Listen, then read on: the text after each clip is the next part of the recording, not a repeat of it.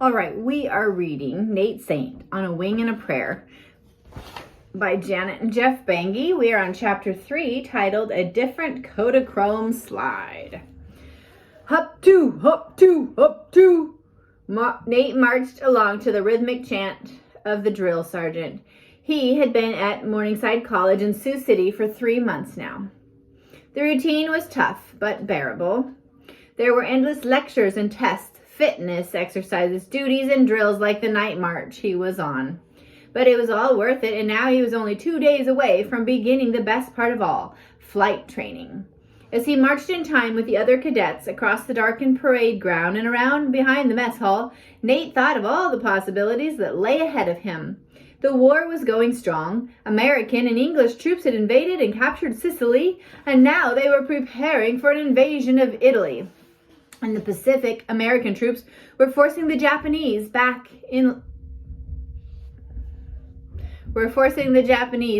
island by island. Many people thought there was a good chance the war would be over before long.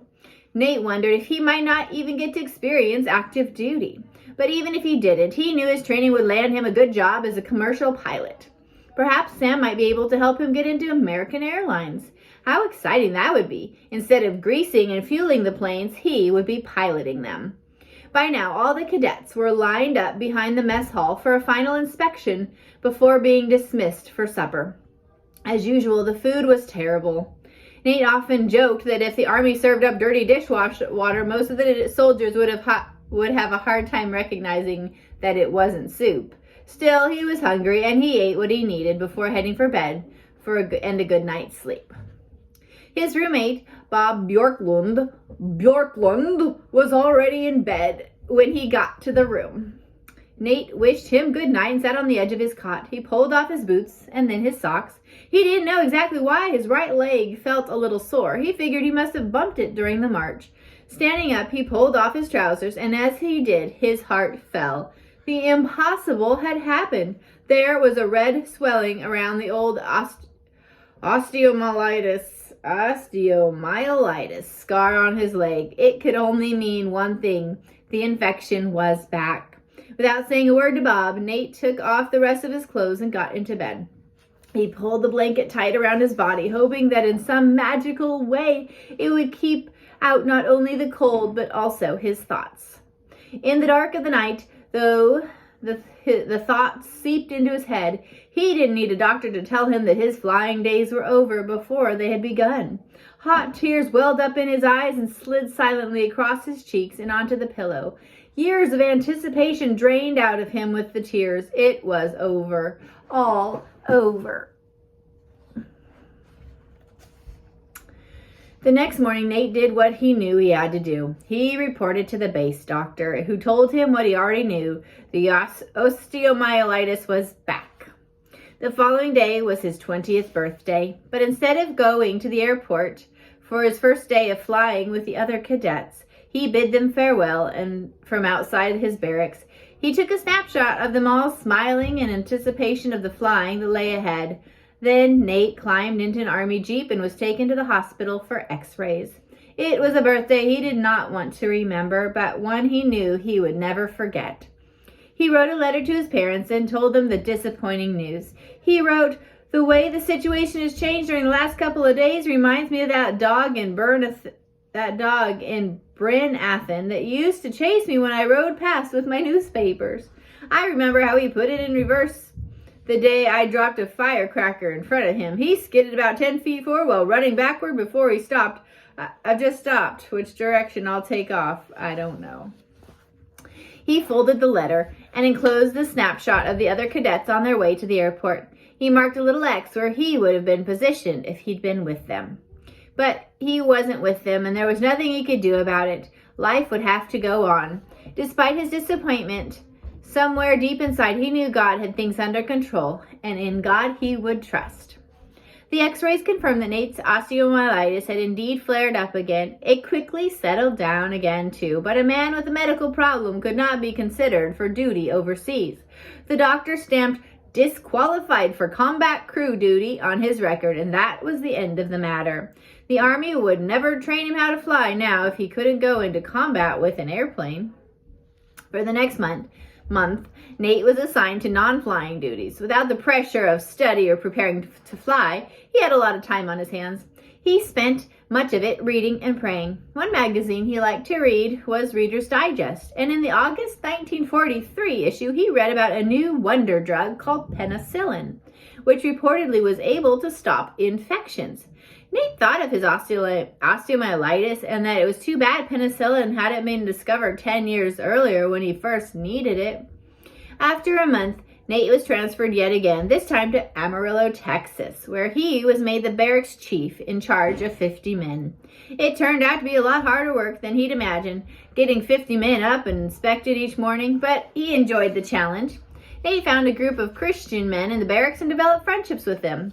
He also inspired several other soldiers to renew their commitment to God. Again, with the pressure of study off, Nate had plenty of spare time, and the Army base at Amarillo seemed to Nate to be the most boring place on earth. Nate needed something to keep him busy and take his mind off not being an Army pilot. Thankfully, one of the other soldiers introduced him to the base's photography department, which had a large darkroom and camera equipment available for soldiers to use free of charge. Nate took to photography. He loved both the artistic side of it, getting just the right light and the right camera angle for a shot, and the practical side, mixing chemicals and developing his film and photographs in the darkroom. Nate's favorite subjects to photograph were people going about their daily routines. He made photos of enlisted men polishing their boots, sergeants driving jeeps, cooks mixing biscuits. No one on base escaped the attention of Nate Saint and his camera. Nate also used his spare time to write long, interesting letters. It was hard for him to believe a year had gone by since he'd signed up in New York. Now he was about to spend his first Christmas away from home. In a letter to his parents written just before Christmas, 1943, he said, "Two fellows just closed the barracks door, leaving me alone. They left the radio on, and I can hear distantly, 'Oh, come, let us adore him.' There's snow on the ground, and the stars are glittering clearly, like gems on black velvet, illuminated by a great hidden light." He went on in the letter to tell how he was about to be transferred yet again. "They have made up special orders for me to proceed to Fort Wayne, Indiana. If flying is out, I want to be useful in some way. It will feel good to get greasy, hurry to get her done, to go on time, and go to bed really tired again." Once again, Nate settled into his new routine, this time at Bear Field in Fort Wayne. He was a crew chief working on C-47 transport aircraft. It was an interesting job, but just as in Amarillo, he had a lot of spare time. One of the soldiers he worked with had just qualified for his license as a Class E airplane mechanic. Until then, Nate had not been aware that the Army would help mechanics become better qualified for other positions. It was an opportunity too good to miss. So, Nate, who had left his apprenticeship at American Airlines early, now threw himself into studying for his Class E aircraft mechanics license. When he needed a break from study, he would drive over to the Winona Lake Bible Conference grounds about 40 miles east of Fort Wayne. Nate's older brother Philip, who had become a well-known artist and evangelist, often spoke there. The two brothers spent many happy evenings talking together around the campfire. It was just like old times on the roof back in Huntington.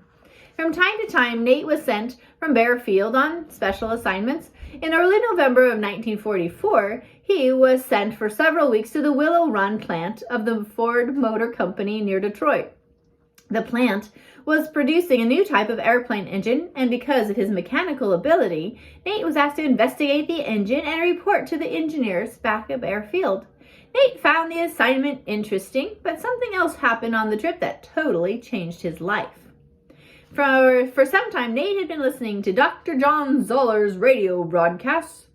Since he was so close to Detroit, it seemed like a good opportunity to visit Dr. Zoller's church and hear him speak in person.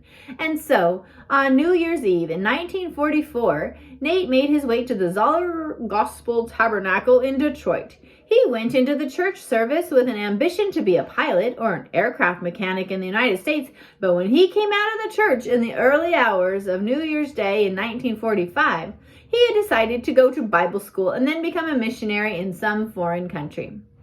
He wrote about his transformation in a letter home. "Now, you've heard people tell about God speaking to them, haven't you? I don't know about the other fellow, but that night I saw things differently. Bing, just like that. Just as though a different Kodachrome slide had been tossed onto the screen between my ears.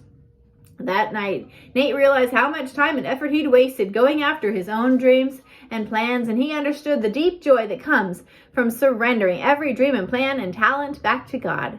As this understanding grew in his mind during the church service, Nate decided to give up his dreams of flying commercially and enroll in Bible college once the war was over. He wrote in his diary soon after the service, "The Lord has given me no desire to preach, but I'd like someday to be able to tell somebody who has never heard." After 6 weeks at the Ford plant, Nate returned to Bearfield. When he got back, he recognized his father's handwriting on the envelope of a letter from home. He ripped it open. His father didn't normally write, so Nate was eager to know what he had to say. Inside the envelope was a brief note from Mr. Saint and an article he'd cut from the Sunday School Times. The article, entitled On Wings of the Wind, was written by a Navy pilot, Jim Truxton. The article described a new organization that Truxton and an ex-Air Force WASP pilot, Betty Green, had just founded. Nate read on. The organization was called Christian Airmen's Missionary Fellowship, or CAMF for short. CAMF had been formed to serve missionaries who were working in remote areas of the world by flying in supplies for them, carrying the supplies to a doctor when the missionaries needed medical help, and ferrying them quickly from place to place. Although the new organization did not yet have an airplane, the article invited airmen who were interested in the new ministry to reply to their Los Angeles office. Nate sat on his cot and read the article through several times. He didn't know what to think. He had just given up the idea of flying and had dedicated himself to becoming a missionary. But now, while reading the article, Nate was starting to realize that God might be showing him a way to be a missionary and fly. He thought about it. He had both an aircraft mechanic's license and a private pilot's license, 2 qualifications CAMF was looking for. He decided to write a letter to Jim Truxton. Nate started the letter by saying, "Last New Year's Eve in a watch night service, I responded to the missionary challenge. I have been interested in missionary work for some time, but the Lord owned only my finances. He now has my life." Nate went on to list his educational background and qualifications and then folded the letter and slipped it into an envelope. As he dropped the letter into the mailbox at Bearfield, he had no idea it would lead to the greatest adventures of his life.